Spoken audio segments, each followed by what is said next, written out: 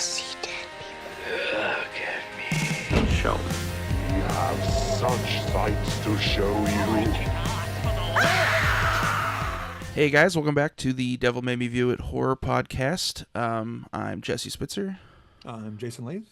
And, or you want to go with JR or Jason? I'm going with Jason today. Oh, sure, okay. Yeah, I'm feeling open, like I want to share. Today we're going to talk about Jaws, another movie I've never seen prior to this. This was shocking. Yeah. I thought legally you had to watch Jaws just to be a citizen. Not only had I not seen it, I realized while I was watching it that I didn't know anything about it, really. Oh, really? So you did go in totally blind? Pretty blind. Yeah, I mean, I've seen, like, there were certain shots that I've seen. I've seen the shot of when he's throwing the chum out into the water and the shark comes up behind him. I've seen that before. Yeah. Some other... They made it into like a meme with a selfie. He's got his camera in front of him. All that. Yeah. But yeah, no, I'm going to try to have this podcast not just be an hour of me saying it's a really good movie. Because we are the first couple of, it sounds like it's going to be. Oh, The Shining. Yeah. Hot take. It's really good. Yeah. Found this hidden gem. Okay, I'll give a real quick synopsis. I really want to hear your first impression of this. Sure. 1975 film. It's based on the book by Peter Benchley, based roughly on an actual shark attack up in, I think, Cape Cod. Oh, I which didn't know is that. way too far north for sharks to be in that kind of area. So it is a shark comes to nest off of the shores of Amity Island, of Amity. The characters are, you have Brody, who's a cop from New York. He's the new the sheriff in town. And then hilarity ensues as there's a shark attack. The town finds out about it. It's a summer tourist town, so town fathers don't want to close the beaches, and then they eventually, as the body count, not only body count because some bodies are all eaten. That's how sharks work. They have to hire Quint, played by the amazing Robert Shaw. No one's going to top him. And then Ricky Dreyfuss, because I just watched all the documentaries, so it's Ricky instead of Richard Dreyfuss, plays the shark expert. Hooper. And then Hoopa. Mm-hmm. And then, Sheriff Brody, played by Roy Scheider from the French Connection, go out and they hire the boat, they hire Quint to hunt the shark for the back half of the movie. Again, it's a movie kind of much like The Shining, spoiled by the poster because they show you how big the shark is. Yeah. But again, back in '75, no one knew that how big it was. It was a poster, but absolutely one of those films that I think I'm glad you now seen it. So you're now an American, Right. I've made it. You made it. Now I'm just excited to hear what you think about it because it's one of those movies that has got so much history to it. It is locked in as being an important film. It gave the world Spielberg. I think it's Spielberg's best movie. I mean, that's my take. But please go from there. Yeah. So my experience with Spielberg prior to watching this wasn't much. I've never seen like E.T., for instance. There's so many like classics I've never seen. I don't want to do E.T. on this show. Jesse. I don't know if that'll qualify. But yeah, no, I was very, very surprised by how this movie, I don't know why, I kind of went in expecting a slasher starring a shark. But that's number 2. Right.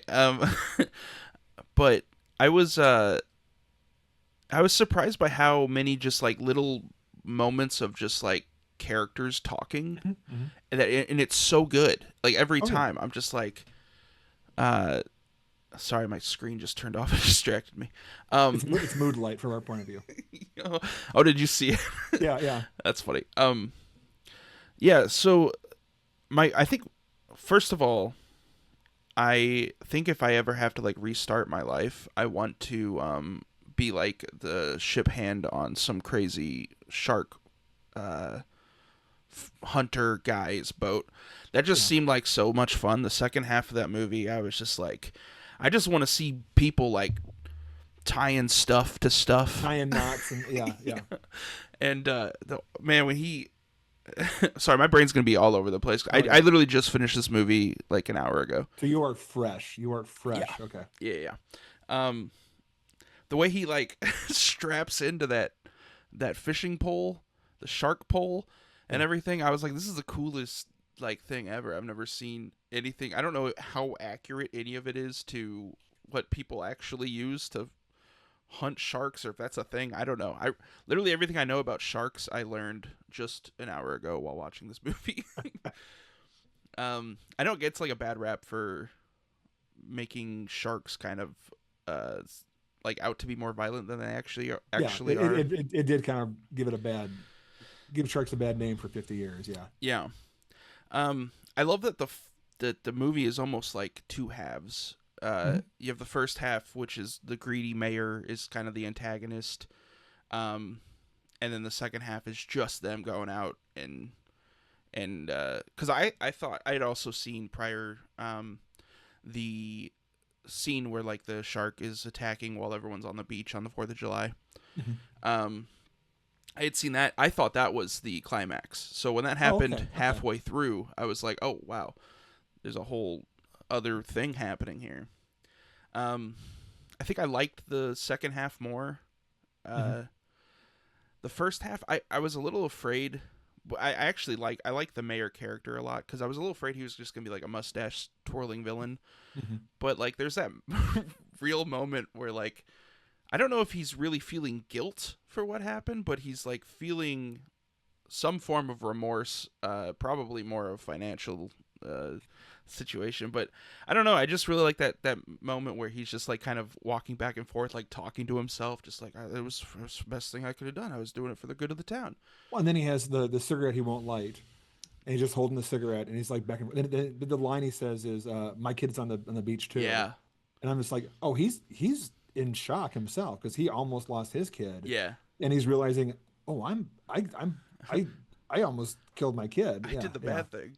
I'm the bad guy. Yeah. Right. That's kind of a theme with this movie I noticed too, is like putting safety aside for not always selfish reasons, but like for dumb reasons, I would say. Like, so often characters will put their own lives in danger or other people's lives in danger.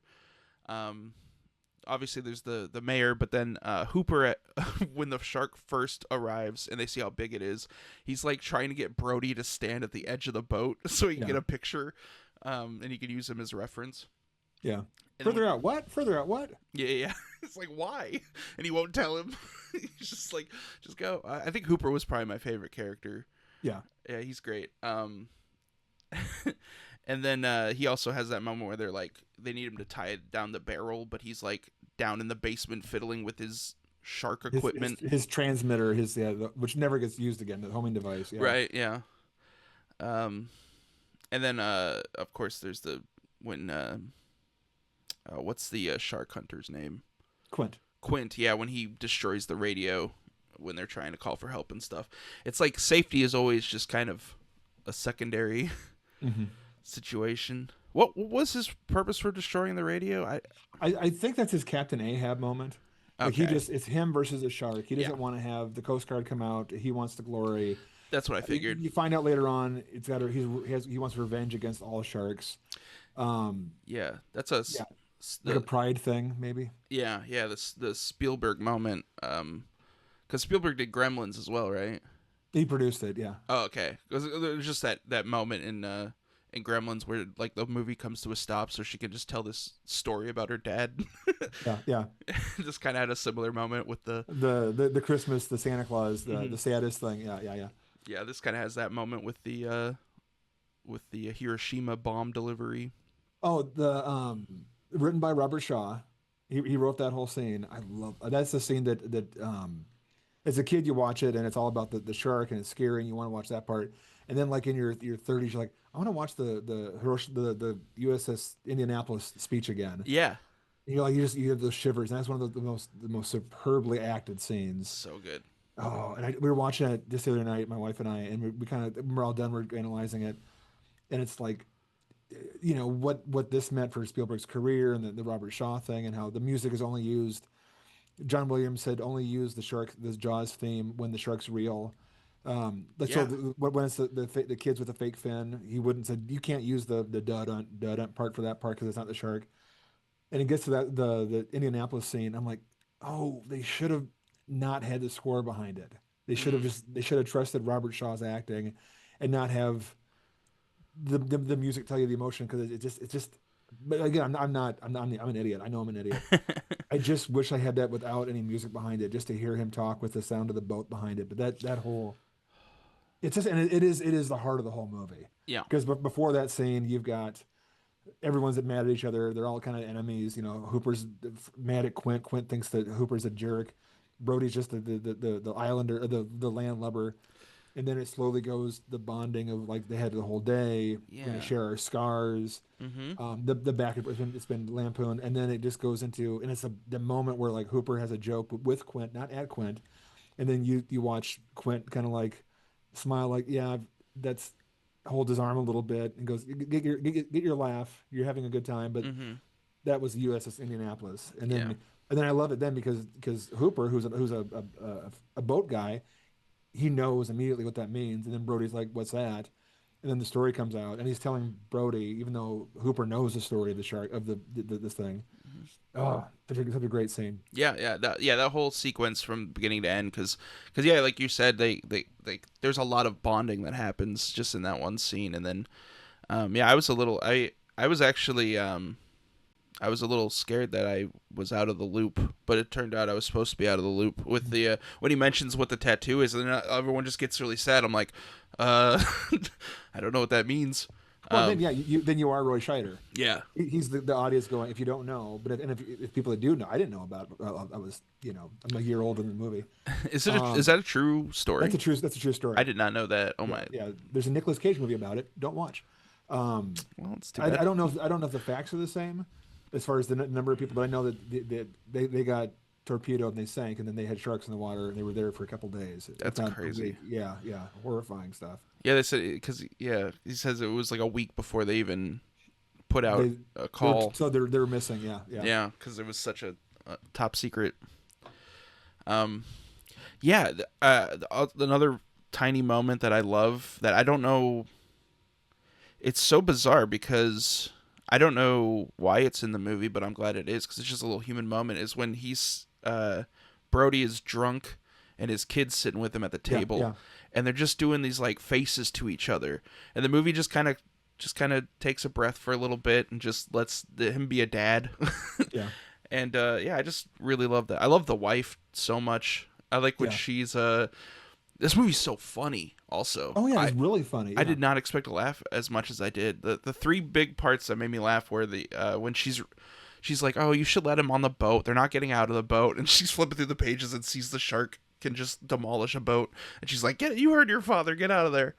I love when the guy that caught the smaller shark is Hooper goes, Let me guess. Let me guess. A what? "Yes, yes." Yeah. The delivery of that line is so good. It's a tiger shark. A what?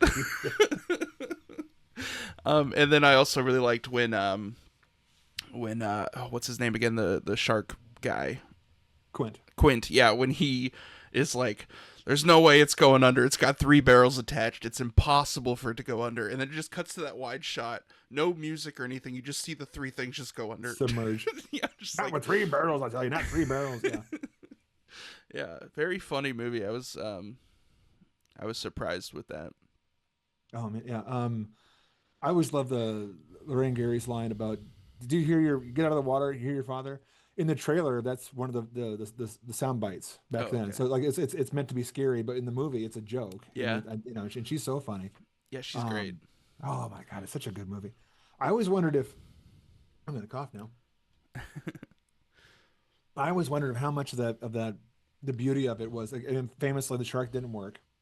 Right. Um, Oh so yeah, the I know very little about like the behind the scenes stuff, so I was hoping maybe you could fill me in on a lot of that. It's a great documentary. It's on like the 30th anniversary or the 40th anniversary disc. It's called "The Shark Is Not Working." It's on YouTube. Like it's sponsored by like the Jaws fan club. So it came out. But the phrase "the shark is not working" is on the island because they had the whole island, right? I mean, that's how they rented it out. And you'd hear the radio guys, letting the crew know the shark is not working and the shark is not working. So you'd had a day of you're not going to be on the boat, you're going to be on the island. So that put them behind schedule. And then finally the shark was working, then they could go out and do all the stuff. I guess it was, I want to say it was like a 15-week shoot. It's like a little over, longer than they were going to be. but they were back by 15 weeks, so the shark just didn't work.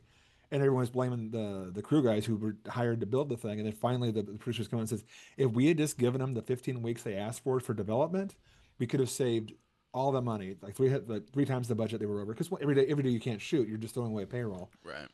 Um, but then they had to find it the ways like the barrels were designed because if you can't see the shark, the barrels are there.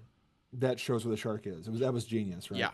Um, but I say so that the if you had seen the shark the entire movie, you get tired of it. When it's only there for like 3 minutes, the entire film, it's much scarier in small doses. Um, so I think the really adventurous stuff towards the end comes from not being able to see it. But I would argue, because I was watching this again just recently, the Spielberg long shot, where he has one shot can be both a master all the way to a close up and back out. It's like I know Raiders of the Lost Ark has a lot where it's a wide shot and it zooms in on a hat or something, and it's all these kind of shots all in one shot. He's kind of showing off. Mm, He does it in this one to the first half almost exclusively because he has all this free time. You got to be shooting something. If your cameras aren't rolling, they can get fired. mm. There's the shot in the beginning when they're taking the car ferry across the sound. That's one long shot, and it's in that shot you have everything perfectly choreographed. The Brody's talking to the mayor. In the background is the medical examiner who lied.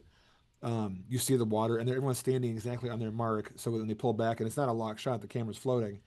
Floating, it's a boat. Um, that had to have taken an entire day to shoot that because once you can't just stop and go back to one. But back to one is taking the boat Bring the back boat across the back. harbor. But I think he had time to do those kind of shots because he had to shoot something because Hmm. the shark's not working. But I think the accent, I mean, that became a signature because if you look at all the long shots, like in Private Ryan and in Schindler's List, where he has these huge amounts of real estate to show a character beat, in a giant set. Hmm. I think that first half where there's long shots across, and then across the town square when he leaves his office because the Yeah. karate kids are hitting this. That's one beautiful shot with you can tell the Robert Altman influence. People are talking over each other, and it's these long Hmm. shots, and it doesn't feel like because every time you have a cut, you remind the audience you're watching a movie. So you set up in that first hour of the movie that this is real life, all this character development kind of thing. So the back half, when it is a shark there, as they say in the documentaries and stuff, every frame of usable footage of the mechanical shark they use because the next second the head jerks to the side or the jaw drops off or whatever it was, or it just pops up too far. You see the undercarriage, Mm. and because those are such fast takes, since the first half you're so used to having these 3 minute shots or however long the camera would hold these long shots, and then at the end when it is chop chop chop chop chop, you're caught off guard and you're terrified. You don't care the shark looks like rubber Yeah. because so conditioned that this is the scariest thing in the world. If you watch just the clips of it, I'm glad you didn't do that first. It's a rubber shark. It's a shark from Universal Studios. But watching the whole thing, when he pops up at the end, you're peeing yourself because oh my God, Quint. Yeah. Yeah. Yeah. And it also, yeah, to that point as well, there's like not a lot visually to hold on to, like Hmm. to orient yourself during the big shark attack at the end, Hmm. because so much of the boat is like already under the water. Yeah. There's that moment after Quint gets eaten where I'm just kind of like, man, I don't even know what I would like. What is going through Brody's mind right now? Just like, well, I'm on a boat that's sinking, and two of my friends just got eaten. Yeah. From his And perspective. I don't like water, and I'm gonna die this way. Yeah. And I like how he has his little pistol and he grabs the rifle. Yeah. That's all they can grab. Yeah. Yep. I want to talk to you again in about 5 years when you watch it again. Because what you're gonna notice the first time versus several other times. That ending. I never noticed until this time that that whole ending scene at the very end after Quint says, "I'm going to take him to shore. I'm going to drown him in the shallows." Because Hmm. sharks have to. I learned this from the book. The sharks have to keep moving because they can't, like a fish can float and suck water in the Yep. gills. The shark has to keep moving to bring the water in. I have heard that. Yeah. So his plan is going to be get him to shallow water. So he's headed towards shore.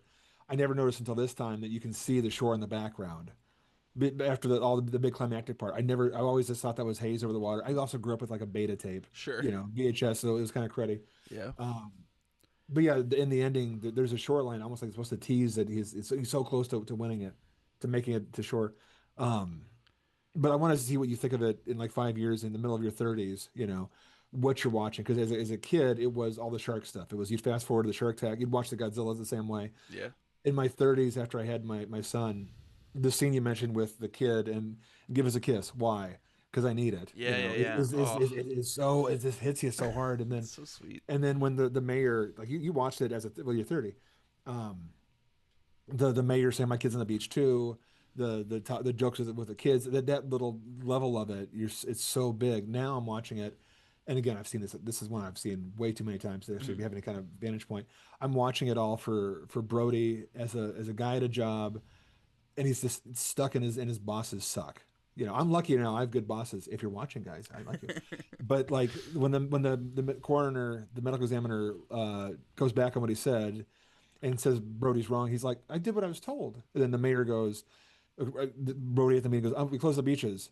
You can't close the beaches. And then the mayor goes, for 24 hours. Yeah. And like, that's not what we said. Everyone's just lying to me. So I kept watching him. It's like a parallel for when you're at working at Hy-Vee and then you got to tell a customer no. And then an upper up says, well, I didn't mean no. I meant you can't do, here's your receipt back. This Yeah. kind of thing. Yep. And Yeah. that all culminates in that heartbreaking scene with the woman who lost her kid Yeah. comes up and slaps him, and, and then you can tell like it's so good. It's a really Hey, Jaws is a really good movie. Hot take. But it's so good how she just kind of walks up, slaps him, and you just see kind of like all the anger just came out in that slap, and now she's just kind of like, my kid died. I just wanted you to know that. Like, it was just like, Yeah, I just found out you knew about this. Yeah. And it doesn't mention lawsuit. It doesn't Yeah, mention no, it's you just liable kind of thing. And when she walks up, this time I was watching it, and she has the widow outfit on, And for a second, I remember going, "Oh, that's kind of is that what she would?" And it didn't matter because then the slap pops by, and the genius stroke there is it goes to Richard Dreyfuss's face, who looks like Brody just got shot in the head because he flinches so hard. yeah. And And it breaks your heart every time. the mayor has that line afterwards too. Is like, oh man, she's wrong for that. And he's like, no, she's not. No, she's not. Yeah. Yeah, she's absolutely. I did know, and I could have stopped you, but I was, and it is Brody taking blame. He's like, I could have stopped you, but I chickened out because it's my job, and I should have. Yeah, yeah. Ugh, Yeah, so good. but and I like that. That leads to him to like he doesn't ask for the mayor's permission on hiring Quint or anything. He just walks in with the papers, like sign this. Sign this. Yeah, sign this. We're done with this nonsense. It's But time it is to take care of it. you mentioned that it's like two movies. That really could be that is the horror movie up till there, and then it clicks over to once you have Brody and his wife getting on the boat, and they're hiring him. It becomes an adventure movie. It's still scary, but it's not trying to scare you anymore. It's like it's showing the shark. Yeah. That you know what's going to happen, and we're going to have scares like when you're going to need a bigger boat scene. And ad lib, by the way. Oh really? Yeah, Oh, yeah. that's great. It's the writer always loves and he gets credit for it. He's like, I'll take credit for it. I didn't write it, but yeah, Scheider did. It's an iconic line. Oh, it's one of the best. And it is one of those absolute, and it's on a laugh too because he's doing this and it pops up and then yeah. Oh, but that second half with the three of them, it becomes a whole different movie. It's like a war movie. It is three guys in a what do you call it? The A company. well, it's like a company when they're dug into the ground in a war. When Oh, they're in the trenches? trenches, foxholes. Yeah. Yeah. They're bonding together like that. So good. Yeah. Yeah. Even like I even like when they're bickering with each other earlier on, like when they're in the in his shack and they're trying to convince him like you gotta take Hooper with you at least. Yeah. And he like pours them the shot, and Brody takes like half of it, spits it out, and then they hand it to Hooper, and he just goes, "Don't drink that." Hooper just immediately just knocks it back and starts coughing. That You're not gonna tell him what to do. He's gonna keep doing it. Yeah. there's so many like great just little human moments. I love when Hooper's really getting fed up with the mayor, and he's like, all right, you know what, I'm just gonna leave, and Brody's like, please, like, just you have to talk him into this, and he goes and he gives one more attempt on the mayor, and the mayor's like, oh, you just want your picture in National Geographic, and then Hooper's response is just to laugh, like just like a genuine shock, just like, wow, all right, this is who we're dealing with now, you know. This is idiots that have to happen. I always wanted a poster of the billboard that they have of it's the shark, you know. Oh yeah. There's so many little bits. I think it does come from they had so long without a shark to really to do it. I just noticed this last time. First time I noticed for the first time that on the beginning of the movie, they pass a joint around on the beach before Chrissy goes off swimming and dies. And I'm like, oh, this is a PG movie. Again, this is a PG movie. They show Wow. severed legs and hands, and a guy gets bitten in half, and a dead guy's head in a boat. PG. The 70s are the best. But I noticed this time that Brody, his character beat is he keeps getting hit in the head, like over and over again. Hmm. When they're walking in the mayor's office for the meeting, he hits a sign and he like does this little like okay, and he goes on. It's like a throwaway a little bit, and then God, he hits his head somewhere in Quint's office. He not office at Quint's the shack, Yeah. the boathouse. When he's sitting down to sing after the Indianapolis story, he hits his head on the light over top. And before that, he hits his head when the barrel flies over, and that's the whole conversation that Quint says, "Don't worry, that's not permanent." Yeah. Yeah. So Yeah. like his character bit is to have his character get hit in the head all the time. It's like I'm like he's always it's like that's what a weird when he read the script he didn't go I'm gonna get concussion in this movie, but it was just like hey if I just keep having him show him how clumsy he is, so at the end Yeah. he has to be the hero. Yeah, I do like that up until that very end where he shoots the barrel that he is not a hero at all. Like he's just No, do they ever go into why he's afraid of the water? I don't know if I well missed he's from that. New York. He's just not an island guy. They ask him Okay. why, and the wife goes, "There's a clinical reason for that," and he goes, "Drowning." Yeah. He just doesn't want to drown. He probably grew up didn't have a pool. Or, you don't swim off a Long Island. I mean, you can. Yeah. But he's like the city. I always like that. I like the idea that he's actually the same cop from French Connection. And after Gene Hackman went all crazy, I quit. I'm done. I'm going up the shore. Yeah, I need some quiet time. Yeah. I'm not familiar with that movie, but Oh, that's coming up then. No, not show. Um, but yeah, no, I really I don't it's really good. It's really good. Good really stuff. good. Yeah. Oh. um It's also it is kind of crazy how this is considered the first blockbuster. This is because before this it was going to be a little horror movie, and then movies weren't meant to be make $1 billion, because they didn't cost as much. You came out, you put them in like 600 theaters. Now you get like 4,000 theaters, so every mall has 4 screenings of it. This is a little bitty movie. The book was bought sight unseen because they bought the rights to the script. I don't think it come out in paperback yet. I know it was out and people could see it or read it. Um, and Spielberg at this point had only done Sugarland Express, like a small movie. He'd done Duel on TV, he was some, like some super young too, right? like 26, I think, like really like a baby. It's the baby. Oh God, and like Universal had the rights to it. Xanax, they had done other things. They were kind of like bigger scale. This is not meant to be like the movie that it was, the budget, and it wasn't supposed to do as well as it was supposed to do, obviously. But then like the marketing was genius as far as if you've watched the trailer, was just it's just a shot. They didn't always have to have clips from the movie. It was just a shot underwater going through like seaweed, and then the guy's voice, with the greatest delivery, the most bass ever. So that built it up, and then the movie pops up, and they kind of restricted the screens then from like 600 to 400. So instead of being everyone go see it one weekend, it was word of mouth does the rest of the work. Also, I didn't know this back then. Used to be because trailers used to be the movie commercials. You would watch them at the theater before and after movie because way back then they were after the movie before the next one, so they came and trailer. They've been in the front of the movie for so long, but Jaws was one of the first ones on TV. They really put the money there, saying, "Hey, we're going to put this Okay. between the nightly news and whatever Family Feud's going to be on Sure. to really get into the public consciousness instead of it just being you've already got to see a movie to go there." Because back in the day, movies and TV were enemies. They were just the reason that movies used to be 4:3, square like TVs. TV came along, they went super wide to Hmm. make we're better than TV. So the fact that they actually put the Jaws commercial on TV a lot was unheard of. So everyone knew about it. Now you can't not watch TV versions of trailers. Um, so it redefined that, and it was this huge colossal hit Yeah. that everyone was talking about, and it was no one had ever seen it before. And I didn't know until recently. I remember recently it was the first movie shot on the ocean. I mean, there are shots of movies, but like Like pirate movies would have like a tank and they'd have a boat. But as far as it was shot, the entire thing, for the latter half of it. Um, and it deserves its reputation. I mean, it is absolutely one of a kind until the first of its kind, and it's been copied since then. But everyone that copies it, they're not copying the important parts. They're just putting a shark in a movie eating right. people, and they're not developing the Brody, Hooper, and Quint. They're not have the family behind it. They're not developing the whole town. Hmm.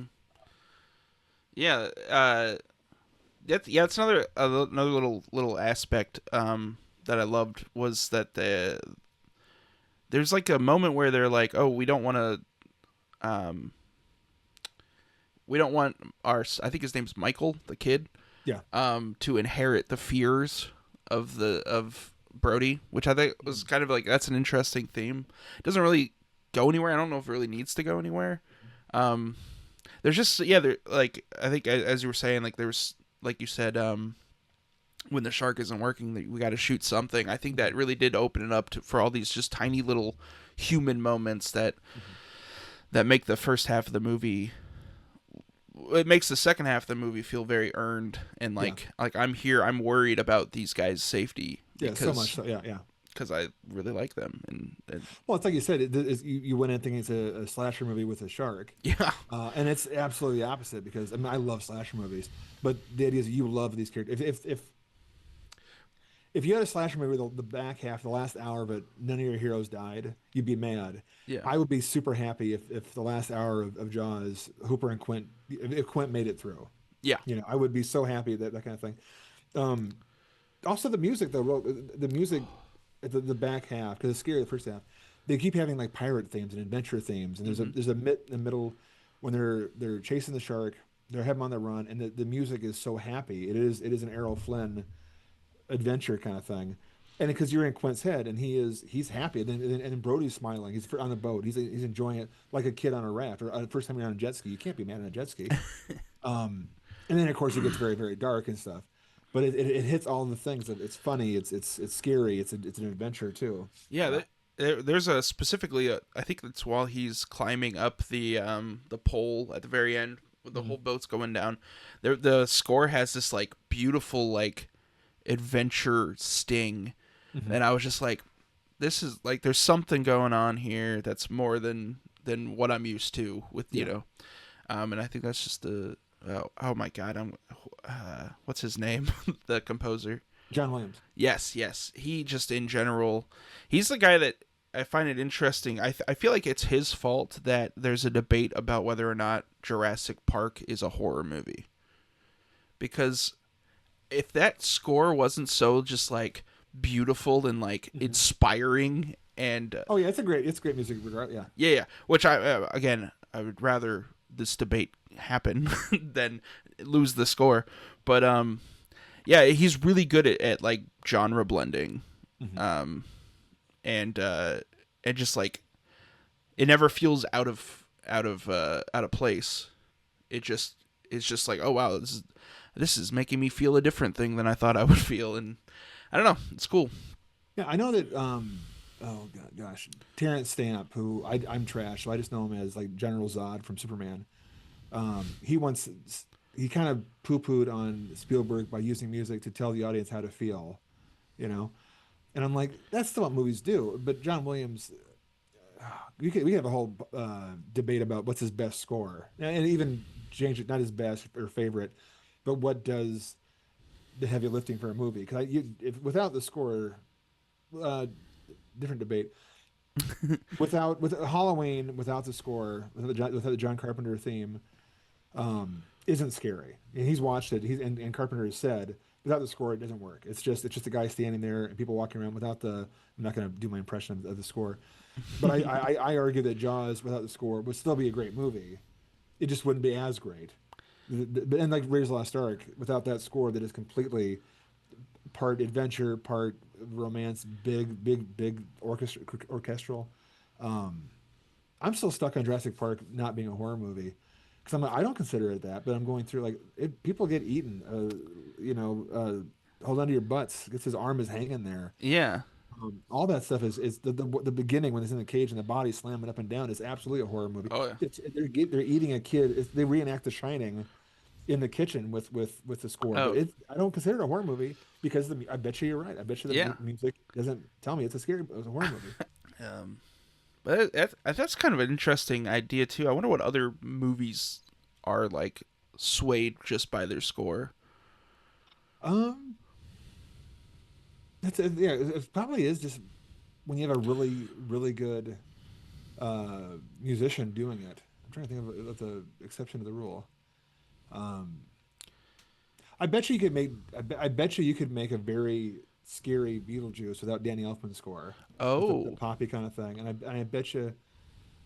Oh, geez, Batman could have been silly again with Danny Elfman. If Batman, the Tim Burton one, had John Williams instead of Danny Elfman, it would have been a dark. Well, it was kind of serious, but it would have been like almost oppressive. mm, Um, that'd be really funny to do those kind of mixes. yeah. Hmm. It reminds me of the people used to. I guess they probably still do it, but the uh making trailers for like Oh yeah, yeah. I actually saw one forever ago for The Shining, where they turned it into like a romantic comedy Yeah. trailer just by like changing the Here's Jack. He's having a bad day. Here's yeah. Wendy. Who's the greatest? Yep, Meet yep. Tony. My favorite one of that is the Mary Poppins is a horror movie, Oh yes, I've seen which that. is that's yeah. You're not gonna top that. That's so good. Although here's Jack. It's just such a like a Nora Ephron kind of a thing. Yeah. The one thing I wish you could see, and I realized this again, old guy. Mm. I think it was ABC. The first time I saw it was off of TV. We taped it. We watched it 1,000 times. My version didn't have when the leg drops like in the pond, which is a part of the ocean. It cuts away before you see the nastiness. Okay. And I think when they pull the hand out of the corners dish, they cut before you see the bottom of it, right? Hmm. So it's worse in your head.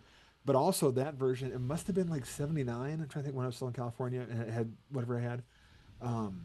It was a big deal. I remember seeing the commercials for when they're finally getting on TV. This is back when it took longer to get to home. Sure. Um, but there's also a couple more scenes they cut out of the theatrical that I always swear are still in there. There's one with when Brody and Hooper are going down to the beach. I think they come up instead of being walking down the dock like and here they kind of cut to it after having Hold a on one drink and second. the whole. Okay. Your signals went out for a second. Go ahead and start. You were saying Okay. they were walking down the. They're walking down in the theatrical version. They're walking. They just kind of cut to after they're at the house, and Hooper's getting Brody drunker, and he goes, "Can you do that? I'm the chief of police. If I want to." And it cuts to them cutting open the tiger shark, the dead fish on the dock. Mm. In the version I grew up with, I swear you see them climb up on the side of the dock and walk up to the boat, and they're talking a little bit about growing up. Sure. So there's that scene. But there's the one I wish they still had was when you first time you meet Quint. It isn't. I get it's a great introduction. The fingernails on the chalkboard. Yeah.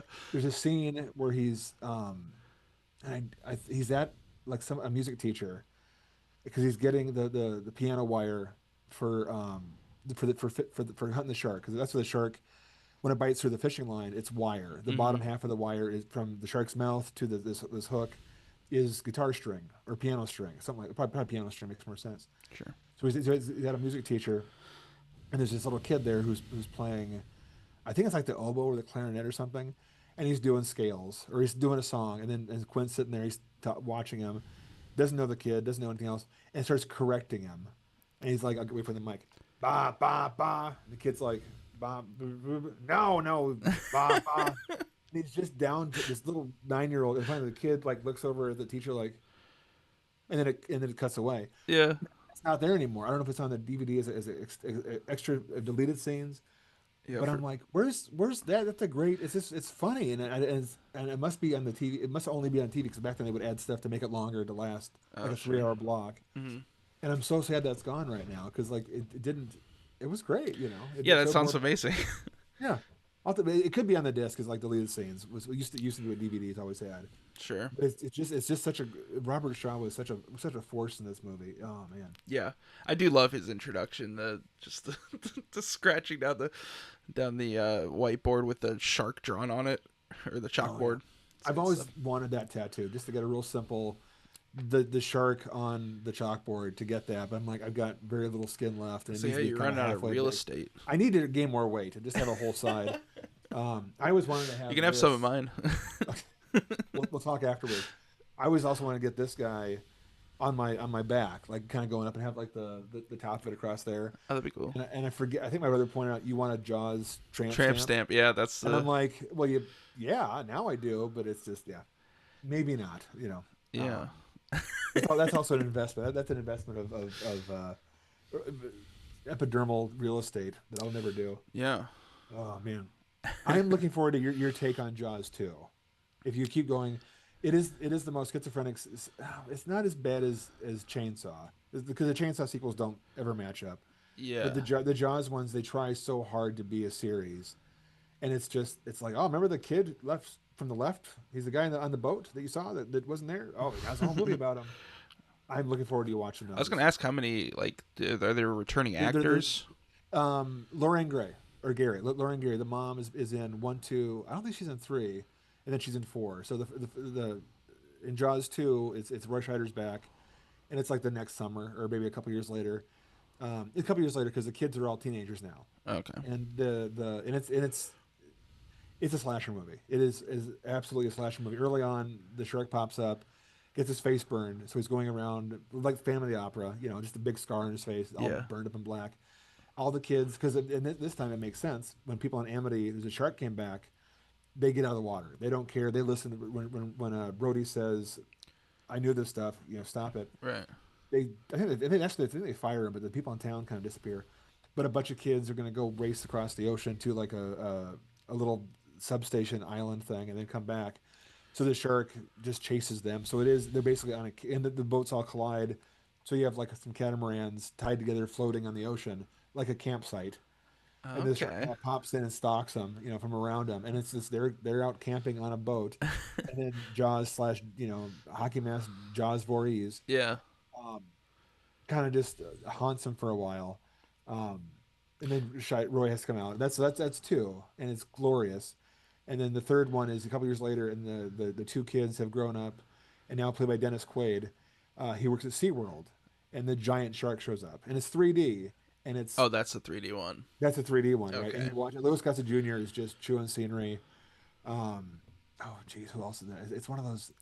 It's hard to watch because it is the 3D is not when it's done practically having to light things and through glass sheets and whatnot. It looks terrible. It's aged so poorly just because the Yeah. text better. But then four is a personal favorite. It came out I think in '92, opposite of like Batman Returns and Alien 3, and it's the oldest kid is now the sheriff of Amity. Uh, That's a movie I'd watch. Actually, I guess there's a shot somewhere in the movie of Jaws where you can see the Amityville window in the background. I've never seen it, Oh, really? but it's shot in the same. It's based on the same area. So I guess that those windows are in one of the traveling shots. But the fourth one is the shark. A shark comes back, um, gets another Brody, and then this is terrible. We're gonna leave. We have to have a funeral. Let's go to the Bahamas. And the shark goes and then goes to the Bahamas.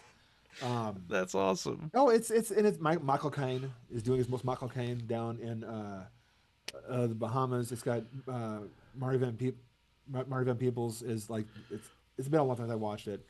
He's working for the son. Lauren Gary comes down. Um, oh, it's the shark roars. It's very much it is a That's shark. awesome. Took the weekend from his job at Universal Studios, and you can see like the lines. But you've already seen the shark now, so there's no reason to hide it, except the fact that shark is just a giant lump of rubber. Um, Oh, you're telling me they don't do the? I feel like nowadays, if there were going to be four Jaws movies, I think the shark would get bigger every time. See, it does in three. Okay. Three, you have a shark, a 25-foot monster shows up, and then you find his mom's behind him. So it's almost trying to say that the shark we saw in Jaws 1 and 2 is a baby shark. Don't sing. And then this giant megalodon shows up, and that's the bigger one. And it's again, it's worth watching just as a if you catch COVID again, go watch the four Jaws movies. There we go. I don't recommend go lick toilet seats across the whole city.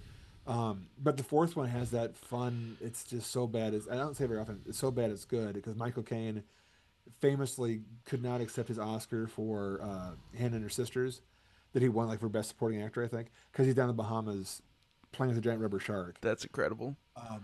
I dug it so much I bought the book by Hank Searles, the novelization. He wrote the one for Jaws too, but then I swear I've looked into it just a minor bit. It was like the guy Hanks, I think it's pronounced Searles.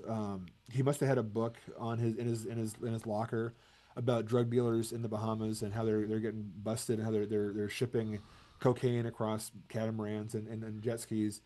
And they go, "Hey, you want to write a Jaws 4 novelization?" And he goes, "How soon do you want it?" "Oh, how about a Monday? Can I just put in my other book with it?" "I don't care. No, they're going to buy it based on the cover." So half of the book is about drug dealing and Michael Caine's character in the book, not the movie. In the book, Mhm. he's like running cocaine for the cartel. Brody's Roy Scheider's widow, spoiler alert, he didn't come back for the third and fourth. Is kind of dating Michael Caine, and it's this, but in the book, there's a bunch of like the one guy's now El Cajones, and there's just all this like they're gonna threaten him, and then the drug dealers when they're flying over top, he looked down, he saw the shark, and it's a secret because the Brody kid he's there to research the coral reef, but oh, the shark is here, I should research him instead. None of this in the movie. The movie is they go to the Bahamas and the shark bites a giant inflatable raft. Not there. And I remember I read the book first. Oh, this is going to be like Miami Vice. This is the 80s, Miami Vice, 1992. That sounds awesome. This is going to be great. Yeah. And then I watched the movie. I'm like going, I still love this because it's Jaws, but where's the guy on the jet ski with the Uzi who was shooting the guy that ratted him out? Great scene. Not anywhere near because the movie's not about that. Right. Oh, We need a film adaptation of the book adaptation. Just it's an Inception rolls forward. Yeah. Yeah. just find someone who has half a movie made already and be like, "Can we throw a shark in there?" That's pretty much not a bad idea, But I've seen ones where they added like the monster to a pre-existing story. This is the opposite. Where it was, he had it had to have been.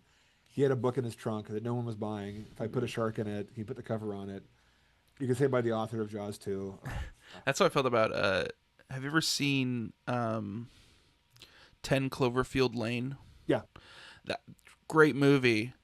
I don't know why it has the Cloverfield name attached to it though. Yeah. I wish it didn't.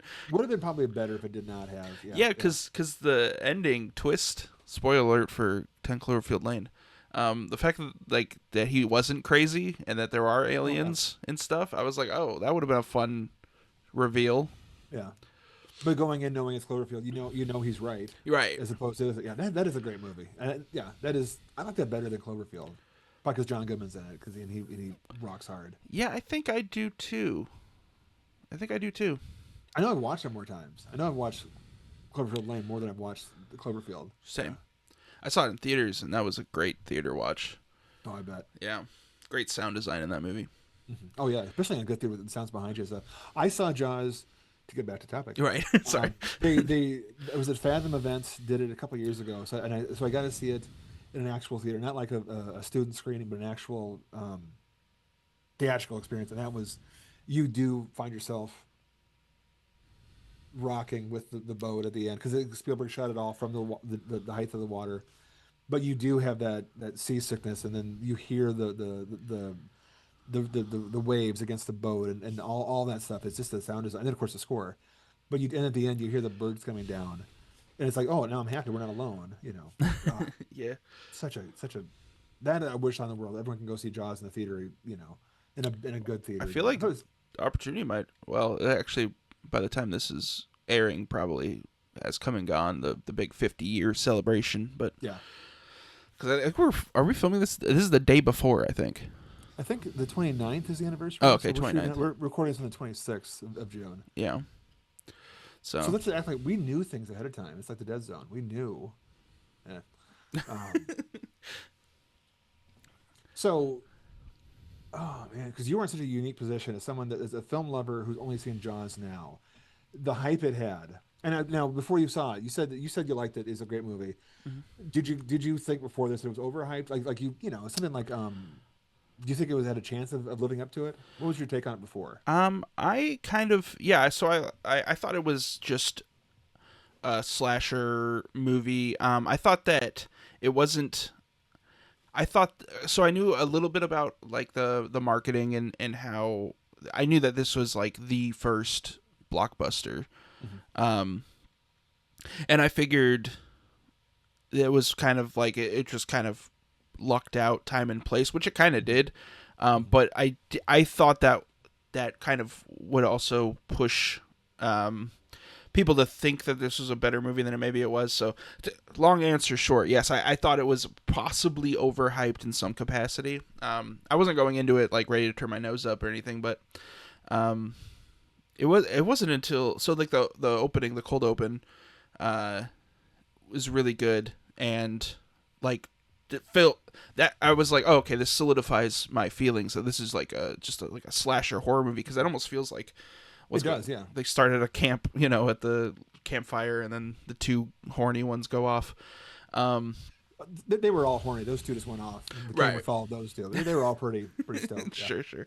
But yeah, and then afterwards, you just have, I think it literally just goes right to like Brody waking up and he's just like having like a casual conversation with his wife.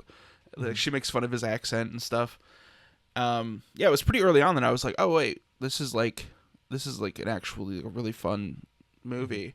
I rewatched Gremlins semi recently for the first time as an adult, and I went in with the same kind of feeling of like, oh, this is like a silly, there's gonna be a lot of gremlin shenanigans, and then I don't know. But yeah, like that with that movie as well, it's like the human moments were really what drew me in, and I did not know anything about any characters. I didn't know that there was the three main guys until I read the description on Peacock. That, so yeah, I was very, very. Surprise seems like a dramatic word to use, but I was happy to see that, like, oh, this earns its reputation. This is as good as people say it is, and maybe even better. I think when a movie like this is so popular, I feel like at a certain point it almost gets like people kind of put like Citizen Kane, for instance. There's a reason people say Citizen Kane's like one of the greatest movies of all time. But if you ask, a normal person or whoever, like, oh, Citizen Kane, it's like, yeah, that's that good movie, whatever. I feel like that kind of happens with Jaws too, where it's just kind of like, yeah, we all know it's good, whatever. But it's like, no, you sit down and watch it, and again, there's a lot of really special moments in there, and really, it's not good because everyone says it's good, I think you nailed it a minute ago when you said, maybe several minutes ago, when you pointed out that it's not just the spectacle, it's the character moments, because I loved it the other night when I watched it again. I've seen it so many times, and I'm just it's the wife talking to the husband, making fun of the accent. Yeah, it sounds like you're from the island, you're from New York. I love Michael asking for, that's a big debate too. When she's going to the hospital and she's a mom freaking out and she's not screaming, crying. It's such a real thing. Yeah. You want some ice cream? And he goes, coffee. I've heard the debate. Does he want coffee to stay awake so he doesn't have nightmares, which is scary, or does he want coffee flavored ice cream? And she just goes, coffee. And I'm like going, no, obviously he wants coffee to stay awake. I've seen Elm Street. I know why. But it doesn't matter, because you're watching his family go through this kind of stuff. It's the character stuff. This is why it's going to be around forever. Yeah. Because even I was so surprised watching it again. Surprised, so it's not, that is the right word for it, sir. that I'm like, oh, the rubber shark doesn't bug me in the slightest. It's an amazing shark. It's a great shark. Because of the characters, their reaction to it. I mean, the pop up, and then Brody just hard straight up, and he's just like he filled his shorts. Yeah. The characters really, really sell it. The actors really sell it. Yeah, there was not a single shot in this movie where I was just like, oh, that looked bad. That I get it. Oh yeah. Because every shot that the shark is on screen, I'm worried. I'm worried for everyone else. The big one, another one, was when they have the ropes tied to the cleats of the boat, and then it gets taut, and Hooper's caught between it, and then the God shot looking down as he looks up and just winces. I feel that in the back of my legs. I remember we're watching it. Also, I'm falling apart now at 51. But I'm like, oh, he's gonna get, not like he's gonna get cut in half. I'm like, that's gotta hurt. Just imagine the weight of the shark pulling away. Yeah. It's the characters. This one does hold up. For sure. So good. Again, hot take. Jaws is good. Right. Yeah. I don't know how many times we can say that, but the hot take could be that it's good to a new audience now. That it's not. I mean, obviously, it's earned its cred, but someone come into it new in 2025 or whenever these things air. Yeah. We're a year ahead. It still holds up if you watch the whole thing. Maybe it helps to watch on a good site. I wouldn't watch it on your phone, No.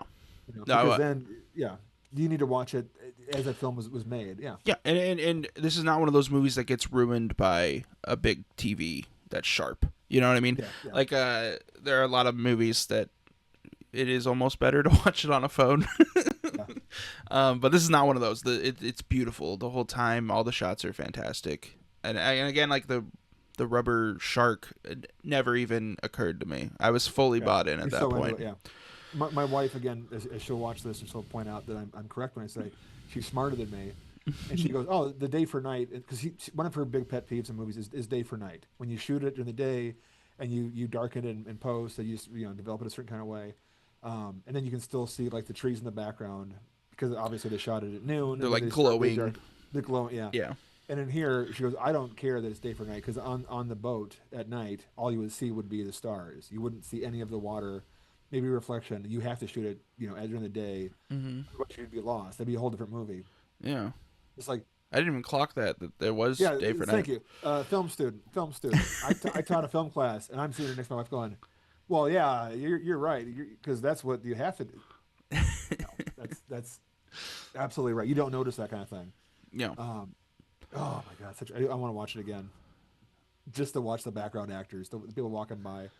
When they're all the Bad Hat Harry, the people that are walking up on the shore, all that kind of stuff. We even mentioned the Zamboni shot.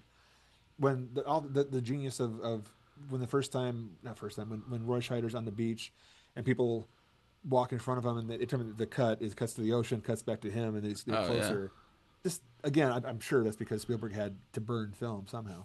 Yeah. But yeah, the hot take being, if you haven't seen it, you can watch it. It's still a good movie. Yeah, for sure, and it doesn't. You don't feel its age at all. Yeah, like it could be made today. This is a film that could be made right now, and it would just be set in the 70s, like little bits. It's not taking it for granted. They're explaining he has the two phones in his house, and he picks it up the first time, and he's like, "What?" And he puts it back down. It's the work phone below it, and then that used to be a thing. If you had a certain kind of job, you had two lines in your house so that the boss could get a hold of you. Sure. But this could have been made today and just set back then, like what The Conjuring tries to do. With the lovely stuff. This movie's so important that now, and I'm going to segue here for us. I'm going to do it. I'm crazy. The influence of this movie, good and bad, carried over to now. Yes. And then the next episode coming up, we're going to discuss some of the Jaws ripoffs, and some are just cash-ins, and some are actually legitimately great movies that kind of get unfairly maligned by having a shark in them. They get roped in. Yeah. Oh, like the newest one. I would hope you could see soon. Dangerous Animals. It's in theaters now. The same guy that made The Loved Ones, and it's a serial killer who uses sharks as his knife, which sounds I'm saying it terrible, but it's like it is now my favorite shark movie post Jaws. Okay. All right. Do you want to wrap it up? Yeah. Okay. I want to say thank you everyone for joining us, and then next time we will be discussing the Jaws ripoffs. Yeah. And until then, I'm Jason Lees. I'm Jesse Spitzer. All right. Thanks, everybody.